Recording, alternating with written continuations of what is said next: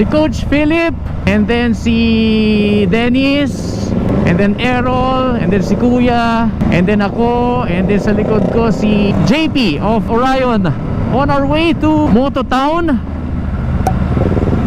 Dito lang daw siya sa may C5 Pasig area. Actually, first time namin lahat doon. Nakadaan ako once, pero naka 4 wheels ako, as in nag pass through lang kami nung anak ko. Idea to ni JP na magmerienda ride and at the same time tumambike na rin sa Moto Town.